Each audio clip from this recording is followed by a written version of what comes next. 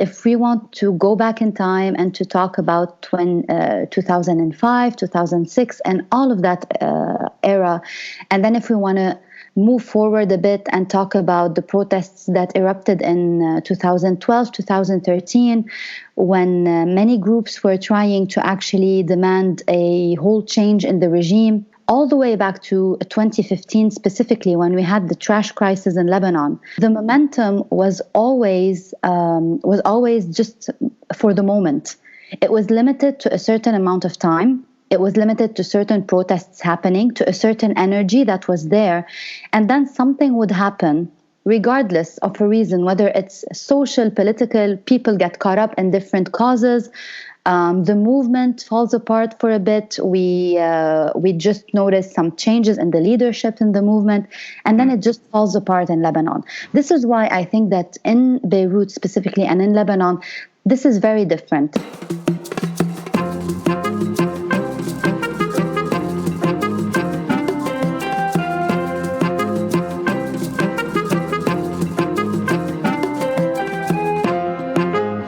My name is Luna Safwan, and I'm a journalist and a media trainer. The economical situation is pushing people to a certain stand where they want to be in the street, and they don't wait anymore for leadership anymore. Unlike previous protests that I've been part of and that I covered in Lebanon. So is it really a matter of just the duration of the protest, because it's been going on and on for about 4 months, that this feels different? Is it simply just time that it's persisting?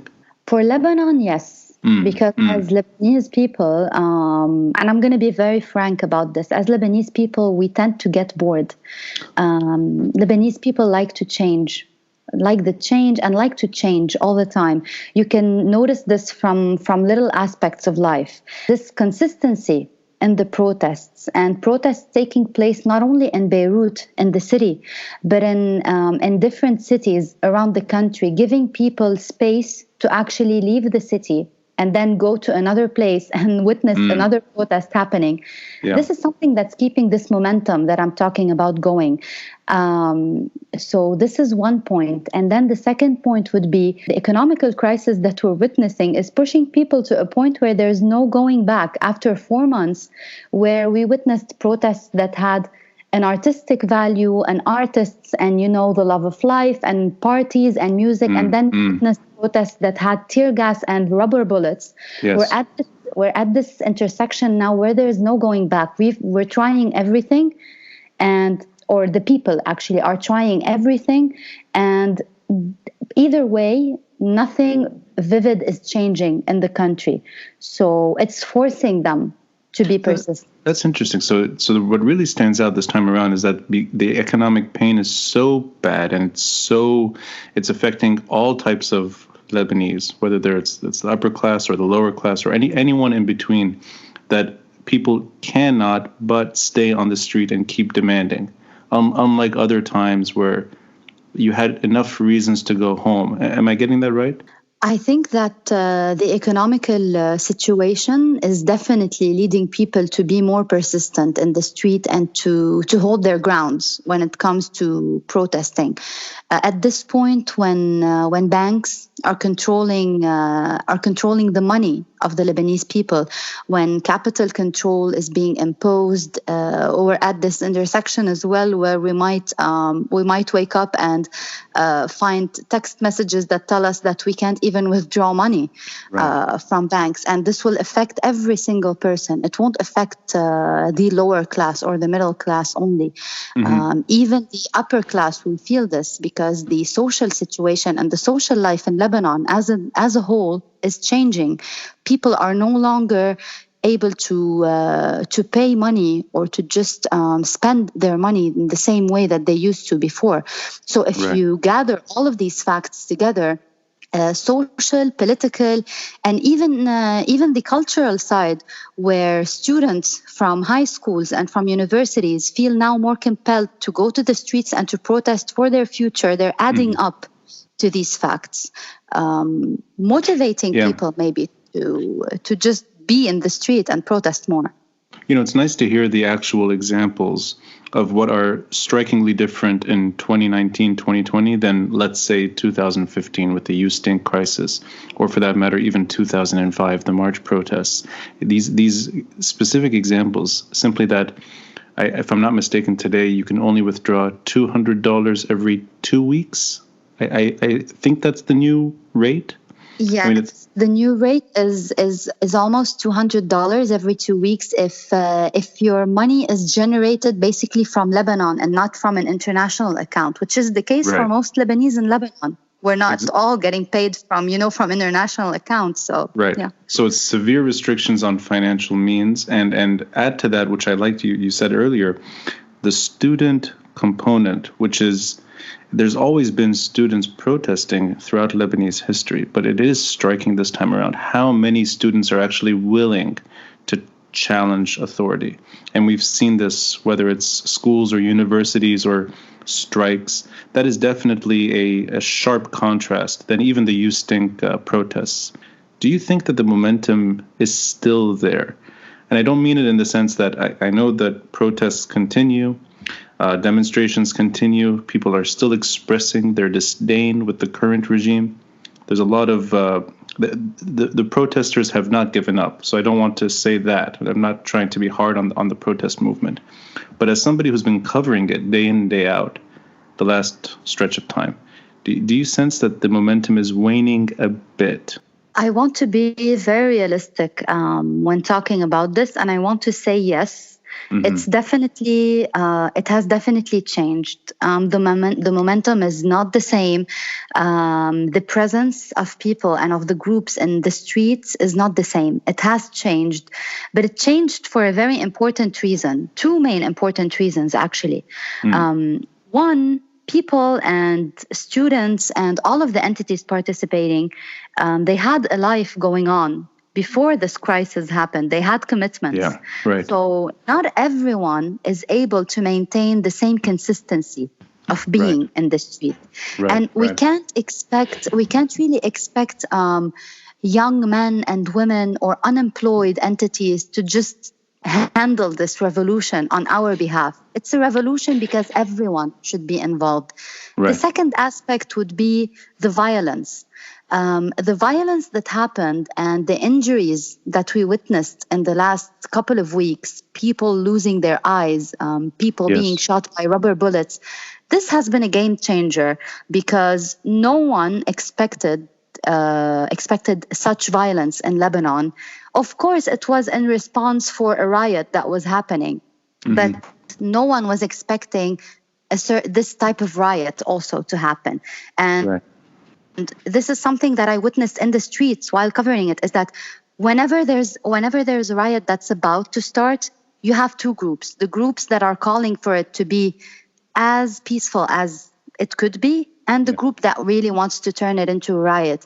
So people in Lebanon are experiencing all of these changes, and they're experiencing riot for the first time, and they're experiencing the participation of young men who are very angry from different backgrounds standing next to them in downtown Beirut and throwing fireworks and water bottles at the security forces. And it takes time for protesters to adjust to this type of act, or to actually support or back off. Is there something perhaps more sinister happening, which is the regime is hoping and betting that violence takes people home and lets enough people give up on this moment?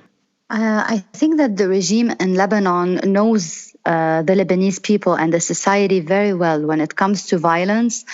From the experience of the U-Stink and 2015 protests, I remember that the violence was escalating gradually.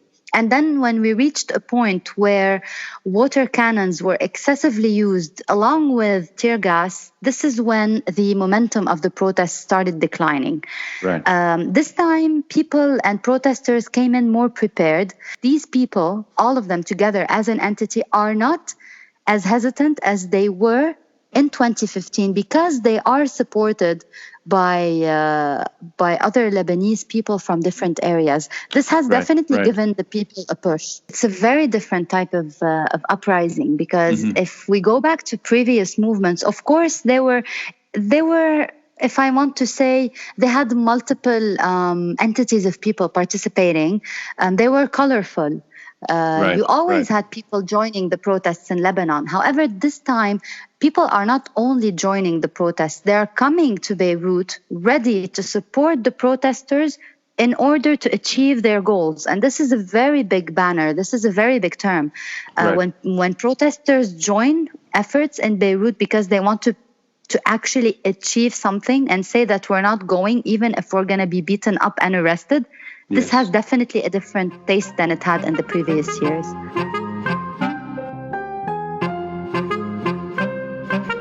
The thing that I noticed the most when covering the protests, first, I'm sometimes going and I'm covering the protests because I feel that it's my responsibility to do it, because I think that I have the ability to do it and I'm trained well enough to do it and I'm good physically. So this is my job as a reporter. It happens to be that I'm a woman, and it happens also to be a women-led revolution. By all means, women in this revolution are realigning protesters with their goals. Believe it or not, whenever there were clashes happening, whenever there was tension, violence that was about to erupt and to go further, women have been on the front lines. Women have been organizing marches. Women have been behind the microphones, saying the slogans and doing the chanting and all of that. Women, I don't want to say that they have been controlling the revolution, because it's a 50-50 revolution, and men are also present on the ground. But women have been realigning this revolution. Whenever, it's like when someone is walking and then they would have a tiny slip to the side and they feel that they want to go ahead and rest for a bit, and then someone would just pass by and help them up. This is exactly how I would describe women in this revolution. I don't want to discredit men at all, because I have witnessed the presence of amazing men and protesters and people who supported me when I was down there covering it. But women have been giving it this sort of extra magical push that, no, this is not the time to give up. No, this is not the time to be violent. We need to breathe. We need to back off a bit. We need to change our perspective, lead different discussions.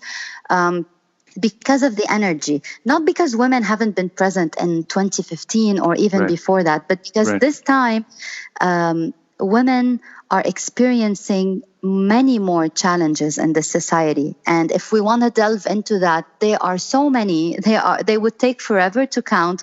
But this time in 2019 and 2020, women are feeling the same amount of pressure, and sometimes are holding a big amount of responsibilities that would equalize, 10 responsibilities at a time. So there's no way of messing around with this revolution for women. And I've heard it from many protesters. When I go and ask them, I ask a woman, why are you still here? She would literally tell me this: there's no way that anyone would mess this up. I'm not going to let anyone mess this revolution up. They are treating it as if it's their little thing. In addition to that, there's also something happening in Lebanon related to freedoms: freedom of expression, human rights, freedoms to be, freedoms for the LGBTQ community. But do I think that the protests would have, or that these causes would have resulted big protests if it weren't for the economical situation?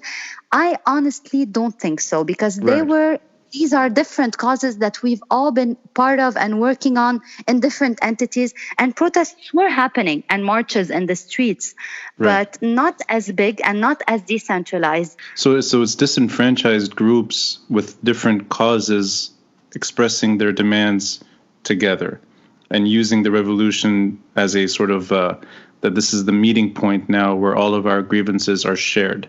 Is that a way of looking at it? Definitely. You could notice this when you participate in a march in the streets of Beirut, like these decentralized marches that has been happening. One from Ashrafiyeh, one from Marlies, one from Hamra, and then they all meet in downtown Beirut. If you walk along with one of these, you would listen to the slogans. They're related to women, men, LGBT community, Syrians, Palestinians. They're all inclusive. They're all inclusive for the political situation, economical situation, against Riyad Salameh, against political parties, against Hezbollah. So it's as diverse as you think it could be, and everyone is participating within their own entities and within their own capacities. And protesters, or the people who are sort of organizing these marches logistically, are making sure that every entity raises their slogans and also their demands, so that it would all be highlighted. Yeah. And what's also quite fascinating this time around is that the differences among these groups are not sectarian. You just described groupings that are cross-sectarian. I mean, there's no way to define who's against Riyad Salameh today. You can't say, oh, the Maronites support him. No, the Maronites don't support him. You can't even go that way anymore. It's a healthier way of bringing people together. And even if you'd, I've heard this argument.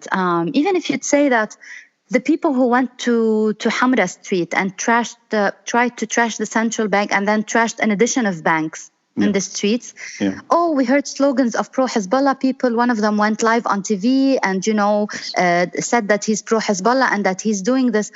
Sure. I mean, these are 10 guys, but not only Hezbollah is affected by the Riyad Salameh decisions. Right. If you look at the bigger picture, he took decisions that basically pushed us to this point, to where we are economically in Lebanon. His decisions were very centralized to maybe support or to benefit the elite of the politicians and of businessmen and of all of the society that does not represent Lebanon as a whole. Right, so even if you have 5-10 guys going on national TV while trashing banks and saying, hey, we're pro-Hezbollah, but take a moment to look at the other side. There are 30 other men who are literally independents, students from universities, they're not affiliated to Hezbollah, they're not affiliated to any political party, they're angry. So it's also fair to just try and remember this when we're making the comparison. So the common anger can bring not just different communities, different political ideologies and different perspectives together and share common rage, whether it's the central bank governor or even the banking sector. But you brought up Hezbollah, and I wanted to actually just go one step further into that subject. Do you sense that in the let's say the evolution of the protest movement over time, if you're able to project just a little bit down the road, do you think political change, and I'm talking about not just early elections, or not necessarily just a new political party emerging from the protests. I mean it in terms of structural change, where the regime is at stake and people are calling for an end to what we've known mostly since the Civil War ended. Do you think these principles are realistic, so long as there is a group like Hezbollah? I don't mean them in particular, and I don't mean them as one case. I mean it just as a group that is able to dictate certain security issues and has a means to violence which other groups don't have. And if they do have it, it's far less and it's irrelevant. Do you sense that this kind of movement is sustainable with a group like Hezbollah that can at times intimidate, which seems to be supportive and protective of the post-war regime order? There's always one thing that I discuss with friends, even with protesters when we're on the ground just talking, and is that I tell them and I try to remind them that we're never going to get rid of political parties in Lebanon, as in 100%, because there are no politics without political blocs, political parties, and different point of views. Yes. However, as you said, if you just associate all of the political parties and just put them in one palm of your hand, you have Hezbollah facing them. As long as Hezbollah has the means to control the security situation in the country, to control the borders, to take away the power of the Lebanese army, and let's be realistic, they are doing this. They are playing this part as well. They are controlling major security decisions that are being taken in Lebanon. And they are an armed party. They have the means to actually go to the streets and make decisions while holding, their weapons in the street, regardless whether or not they did it yet right now in this, in this past phase. Yeah. If we think about it, as long as this entity exists not as a pure political party, but as an armed political party in Lebanon, having a fair state and a fair government and a government that governs Lebanon equally, not only according to sex, but according to different sects, but according to different areas, to different supporting groups. As long as this entity is there and they have their weapons and they're just holding it up while making decisions, we're not going to have the society or the country that we are actually aspiring for in these protests. Because one thing that is not being said loudly, the way it was being said at the beginning of the protest, was that the slogan كلهم يعني كلهم, all of them means all of them, and Nasrallah واحد منهم, Nasrallah is one of them. We witnessed this in the past month, but then it has been avoided because we saw what happened in the streets when Nasrallah was being mentioned. So my opinion is that it's not a local decision to take away Hezbollah's arms or to just change this political division that's happening in Lebanon. What's centralized here is how we talk to people as protesters, how the communities talk together. And the challenge is, if we can, as Lebanon protests and as people participating in it and as people covering it, get through to the other side, to explain to the other side that if you want a state that respects you economically, socially, culturally, you cannot have multiple armies or multiple armed groups. This won't be a state. As long as we have this won't be a state.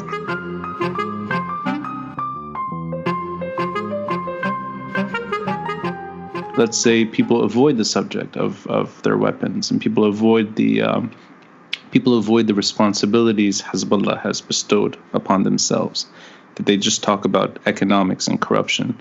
Do you think that kind of focusing on the economic pain is a strategy that could put Hezbollah's weapons later on up for discussion, or is it something that's... And in other words, which needs to come first in your mind, or is it really just all of the above at once, like going back to Killon Yani Killon from the beginning? If I'm to analyze this and to talk about this from a perfectionist point of view and the best scenario possible out there, it would be to just put Hezbollah's issue up front, and the importance of disarmament, the importance of having one centralized power, which is the army as an entity in Lebanon. But given what I've witnessed in the streets, when you're just going to cover a protest or to cover a discussion happening in a tent in downtown Beirut, and then you'd see young men who literally know nothing about what's being discussed storm in and burn the tent and kick people out, only because someone told them that Hassan Nasrallah was being mentioned while you were sitting there literally discussing recycling. It's what happens so many times. I think that we cannot, in that case, put Hezbollah up front. As much as I would personally love to think that this would happen, but no, the economical crisis is up front now because it's the only thing forcing Lebanese to get up, move, and go to the streets. Anything related to disarmament or to limiting the effect of a certain political bloc, political party, or to dividing the power, redividing the power would have to wait. First thing that needs to happen is an economical solution in Lebanon, and then a change in the electoral law. This electoral law that is based on the sects in so many ways that no one is almost represented equally in Lebanon from us as Lebanese citizens. Right. And then finding a cabinet, whether it's this one, the cabinet that has been elected now, and they are very optimistic. They think that they can achieve certain goals in Lebanon. Choosing a cabinet or electing a cabinet that really represents the people in the streets after changing the electoral law and performing early on elections, this will lead from an economical crisis that's, let's say, that will start being solved in a tangible way in the next month. This will lead to a political discussion that might highlight Hezbollah or other political entities that has been controversial. And in Hezbollah's case, not only controversial, but that has been catastrophic to Lebanon in terms of wars, of decisions, and of presence on the ground. So but thinking that we can achieve this now, no. Yeah. So it's really this is a long-term process. It's a very long-term readjustment. That there's no short-term, there's no immediate sort of, if I can use the word here, victory for the protest movement. That it's a long duration ahead of us and patience. Yeah. It is, and people in the streets and Lebanese people need to be reminded that no revolution achieved goals immediately. And the revolutions in the Arab world and the Arab Spring, which we thought were going to achieve something in a very quick matter of time, turned either into a war or elected the next dictator. Right. So right. We need time. Lebanon needs time. We have an accumulation of a 30-year war. We don't even have a history book. Sometimes I personally go back to my parents or to people I trust to ask them about certain personalities and about certain decisions that are being made now that still have the effect of the civil war, which I never witnessed, as a person. So it's a long way. This is because we cannot sugarcoat it. That's the important thing is right now, 4 months in, to stop sugarcoating the revolution and what's happening and to just saying, yes, it's going to work. It might work, but it needs time. And there's a big to-do list. There are many things that we need to check out and to cross out before being able to discuss something such as influential armed political parties.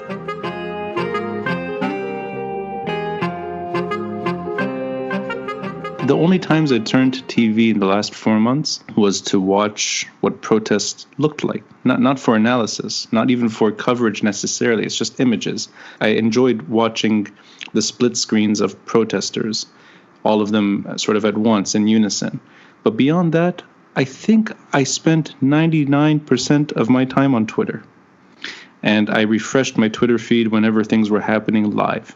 And that could be a protest on the ring, could be clashes on the ring, could be the internal security confronting protesters. It could be the army in downtown, the tear gas, the water, all of that.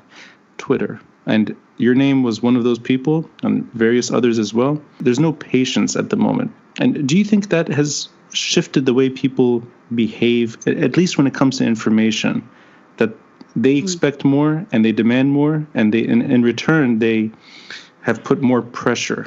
I think that I can answer this in two different parts. The first part would be when I want to talk about what I have been doing on social media and why have I been focusing so much on social media.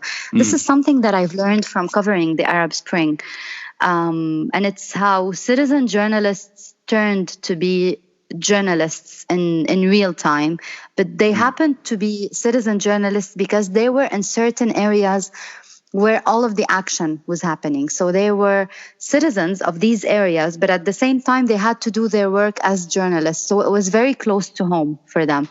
And right. This is where I really, as a journalist, I stopped differentiating between a citizen journalist and a journalist himself or herself. When you're working in a journalistic entity, you just automatically become affiliated with the situation, especially if it's hitting close to home.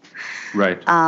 So what I had a choice to make. I could either sit down and just observe what's happening, talk to a couple of people in the street, and go write a feature about it.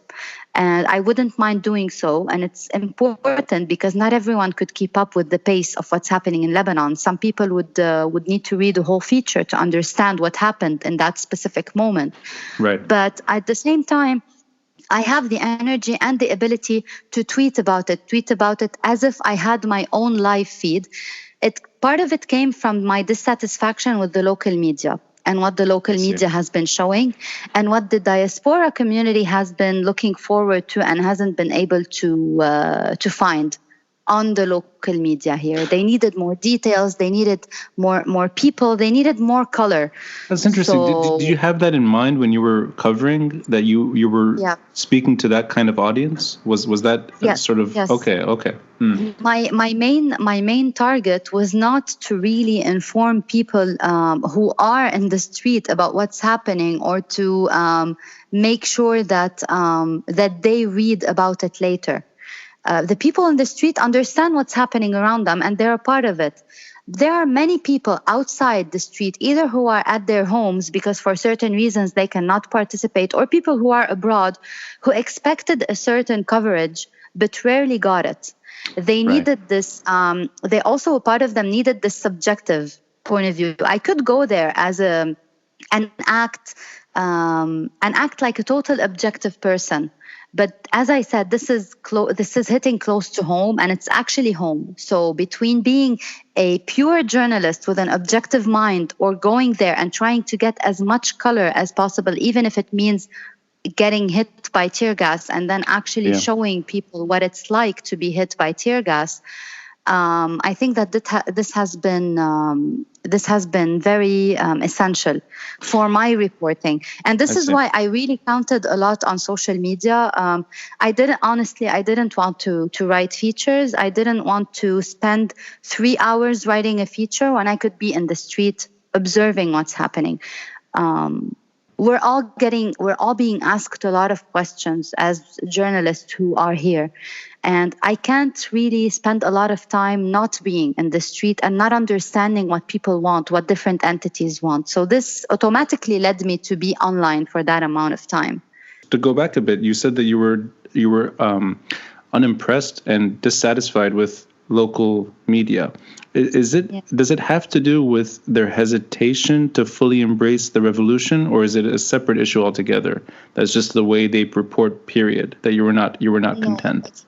It's the way they report. I don't understand the need to keep on asking people what are they here for. Everyone knows why people are on the streets. Let's talk about the color of the streets, certain areas, certain streets. Why are these streets monumental? Why are people going back to this or to that? Your opinion as a reporter being on the ground. And so I think that this is what triggered me in the local media coverage.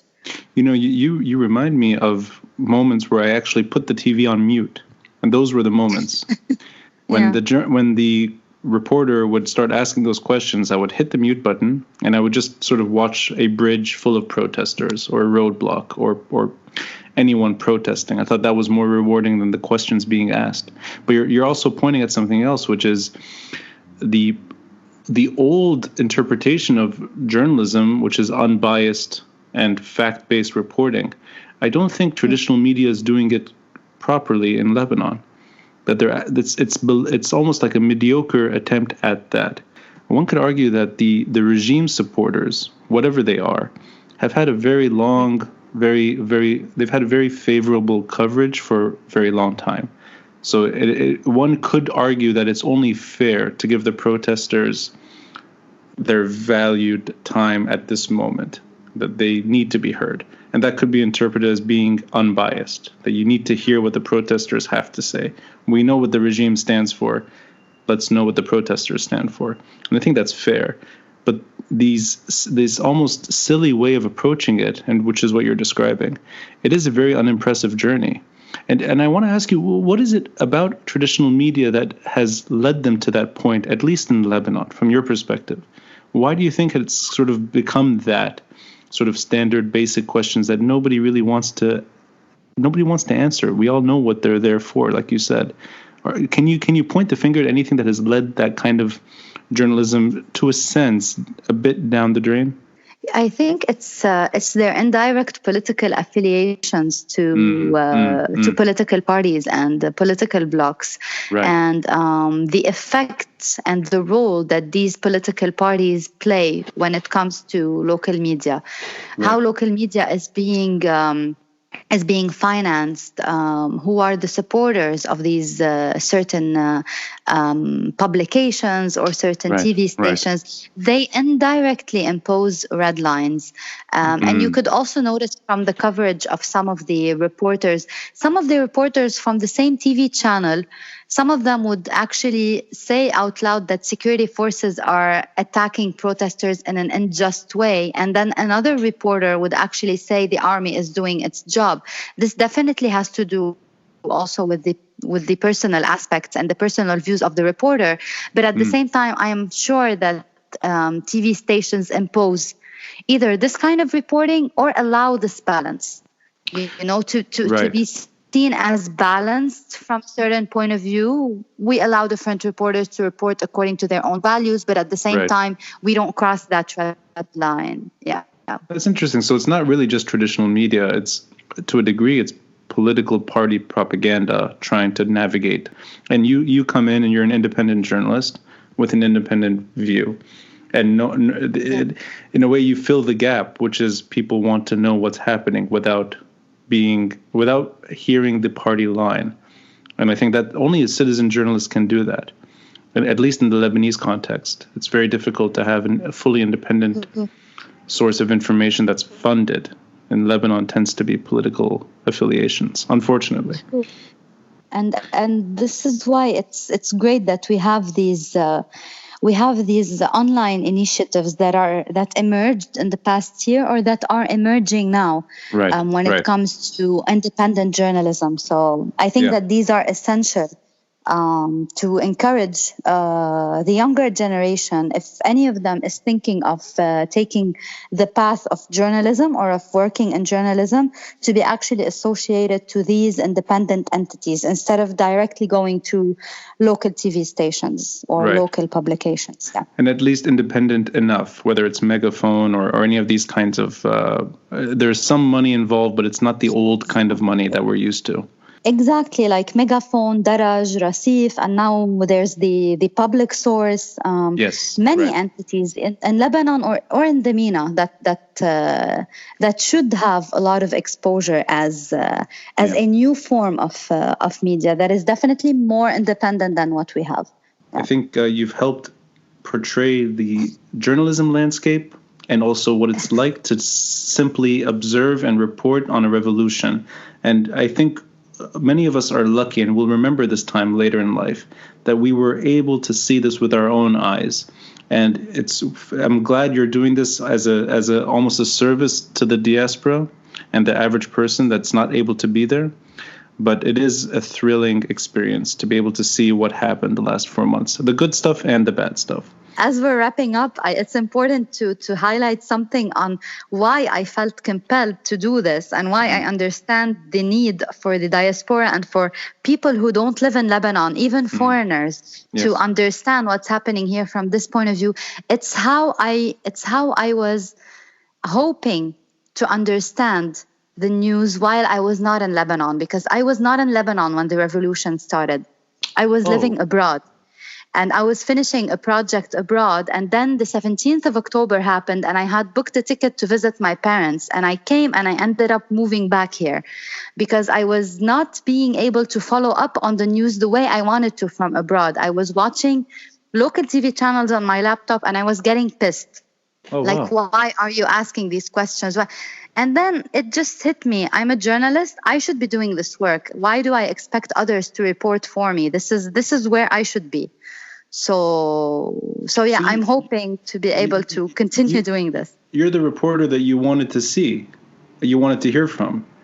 Personally, yes. I'd like to think that, but I hope that I'm doing half of the work that people expect me to do, or I'm helping in any way. Yeah. I think you're doing all of the work anyone could expect you to do. And I want to ask you, Luna, where were you based before?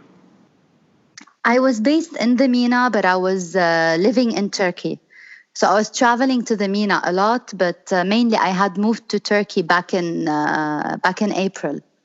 Well, you know what? I think Turkey can make do with their own issues. They don't need you for the moment. I think Lebanon needs you a little more.